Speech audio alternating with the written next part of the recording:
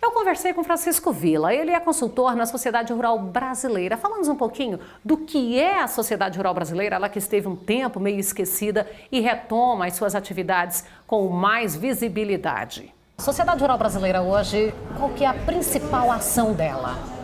A Sociedade Rural Brasileira tem 97 anos, é uma senhora já de meia idade, vamos dizer assim, mas com uma direção nova, com um presidente jovem, e o foco atual é pensar o projeto do agro dentro do projeto Brasil 2050.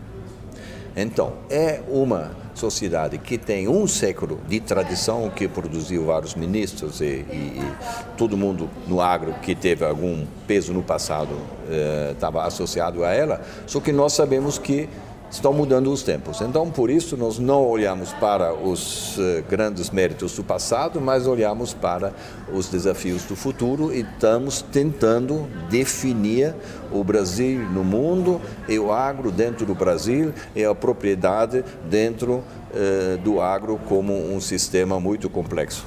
Você falou em sistema. Sim. E o sistêmico? Hoje a gente já ouve falar em lucro sistêmico. Sim. O que é isso? Sim. Nós podemos analisar como foi gerado o lucro no passado. Então, como dizem os nossos pais e avós, tem que levantar cedo e tem que trabalhar muito, 7 dias por semana, e fazer isto com muita boa vontade, e ao longo do tempo você acumula uma certa riqueza, você compra mais terra e você, pronto. Então, de uma propriedade de 20, 30 hectares, hoje já tem 500, 800 hectares, uma coisa muito boa. Só que isso não é o modelo do futuro. No modelo do futuro você tem que trabalhar de forma diferente. Então, isso nós chamamos de agricultura inteligente ou de pecuária de precisão. Então, na verdade, você não precisa de terra nem para plantar, nem para criar, porque você pode arrendar a terra do vizinho que não tem um sucessor. Então, a terra existe, então ela não é mais o foco da atividade. Agora, outra mudança que está acontecendo é o seguinte: até hoje, então, o produtor estava focado nas atividades dentro da fazenda. Então, fazer melhores práticas de sempre melhorar a genética, melhorar os processos, etc. Mas isto é um modelo que se esgotou.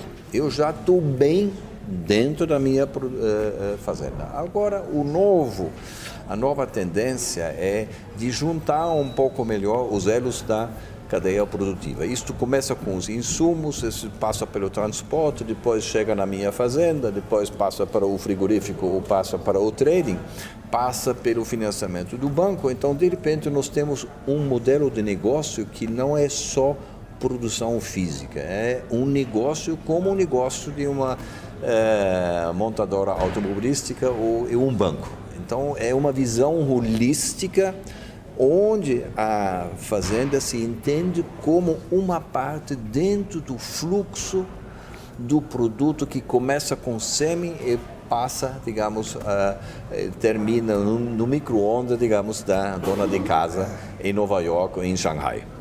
E cada um desses pedacinhos aqui era estanque no passado. Agora nós temos que juntar eles, porque, como diz a FAO, 40% do alimento é desperdício. Nós perdemos no transporte, nós perdemos nas lojas. Começa lá na colheita, né? Começa na colheita e termina, digamos, na dona de casa que joga lá uma coisa fora. Então, se todos nós conseguimos captar metade dos 40%, nós podemos dividir esses 20% que estão perdidos e sobre os quais nós já pagamos impostos, esses podiam ser divididos entre as partes. Então, se nós somos mais inteligentes no transporte, se nós somos mais bem combinados com as lojas para não ter muito estoque na loja, então para a carne... Com entrega mais a miúde. Exato. Então, isto muito bem pensado é a logística dentro da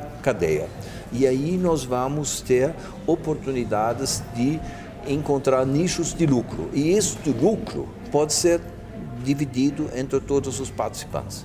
Então, além do a cadeia lucro toda ganha. na fazenda, que tem a tendência de diminuir, porque os preços, por exemplo, da carne bovina não podem mais aumentar, porque o pessoal já deixa de comprar, e o custo Continua subindo, então a margem fica menor, então eu tenho que ampliar e fazer economia de escala, e a outra eu tenho que buscar lucros fora da fazenda. E isso chama o lucro sistêmico.